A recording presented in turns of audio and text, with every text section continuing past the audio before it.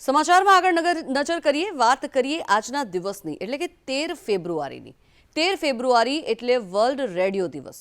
આજના મોબાઈલ અને લેપટોપના યુગમાં યુવાનો રેડિયોથી દૂર છે, પરંતુ સુરતનો એક યુવાન તેના રેડિયો પ્રેમ માટે જાણીતો બન્યો છે। યુવાનનો રેડિયો માટેનો પ્રેમ કેવો છે, જોઈએ આ વિશેષ અહેવાલમાં।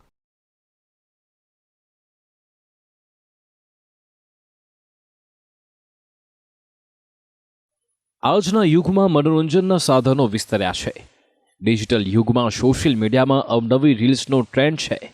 સ્થિતિ તો એવી છે કે જ્યારથી મોબાઈલ અને ઇન્ટરનેટ ઉપલબ્ધ થયું છે ત્યારથી ટેલિવિઝન પણ આઉટડેટેડની શ્રેણીમાં ધકેલાઈ રહ્યા છે। ત્યારે રેડિયોની તો વાત જ શું કરવી। આજની પેઢી પણ મહદઅંશે રેડિયો નામના યંત્રથી અજાણ છે, પરંતુ એક સમય હતો જ્યારે રેડિયો પણ શ્રીમંતાઈનું પ્રતીક ગણાતું। જૂની પેઢીના લોકોની અનેક યાદો રેડિયો સાથે જોડાયેલી છે, તો એવા લોકો પણ છે જેમણે રેડિયોને શોખ બનાવ્યો હોય। આવો જ એક સુરતનો યુવાન છે જેણે પોતાના રેડિયો પ્રત્યેના પ્રેમને આજ દિન સુધી જાળવી રાખ્યો છે। સુરતના ધવલ ભંડારી નામના યુવાન પાસે 1, 2 કે 5, 10 નહીં, પરંતુ 150થી વધારે રેડિયોનું એન્ટિક કલેક્શન છે, જેમાં 1940થી લઈ આજ સુધીના લેટેસ્ટ રેડિયો પણ સામેલ છે। આજે છે 13 ફેબ્રુઆરી અને વિશ્વ રેડિયો દિવસ તરીકે તેને મનાવવામાં આવે છે। ડિજિટલ યુગમાં અને ઇન્ટરનેટના યુગમાં ક્યાંક ને ક્યાંક રેડિયો છે તે લુપ્ત થઈ ગયો છે, પરંતુ સુરતના એક જવાને છે હજી પણ આ રેડિયોનો સંગ્રહ કર્યો છે। તેમની પાસેથી 150થી વધુ આ રેડિયો છે।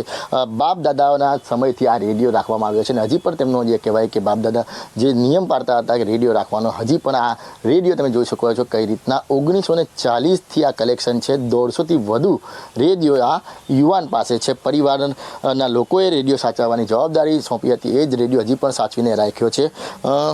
ધવલભાઈ, રેડિયો આજના ડિજિટલ યુગમાં રેડિયો વાપરવાનું ખાસ કારણ શું?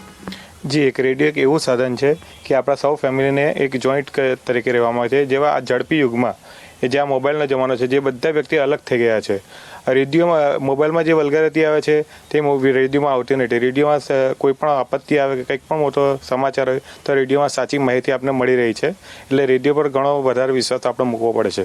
આવનારી પેઢીઓને જાણ થાય કે આવી પણ વસ્તુ માનવ સર્જિત, લોકો એને એન્ટિક તરીકે કહે છે, પણ એ એન્ટિક નથી, આપણો ઐતિહાસિક પુરાવો છે કે આપણા બાપ દાદાઓ પણ આ વસ્તુ વાપરતા હતા। સુરત શહેરના ઉધના દરવાજા પાસે રહેતા ધવલ ભંડેરી પાસે 150થી વધારે સંખ્યામાં રેડિયોનું કલેક્શન છે। આજે રેડિયો આઉટડેટ થઈ રહ્યો છે અને અસ્તિત્વ ટકાવી રાખવા રેડિયો ફાંફા મારી રહ્યું છે। આપણા દેશના પ્રધાનમંત્રી મોદી પણ મહિનાના છેલ્લા રવિવારે સમગ્ર દેશને સંબોધે છે। વડાપ્રધાન રેડિયો મારફતે મન કી બાત થકી દેશને સંબોધે છે। એક સર્વે પ્રમાણે વડાપ્રધાનના કાર્યક્રમમાં દેશમાં રેડિયોનું ચલણ ઠીક વધ્યું છે। તેમ છતાં પણ રેડિયોની જે બાદશાહનો યુગ હતો તે જાણે કે આથમી ચૂક્યો છે।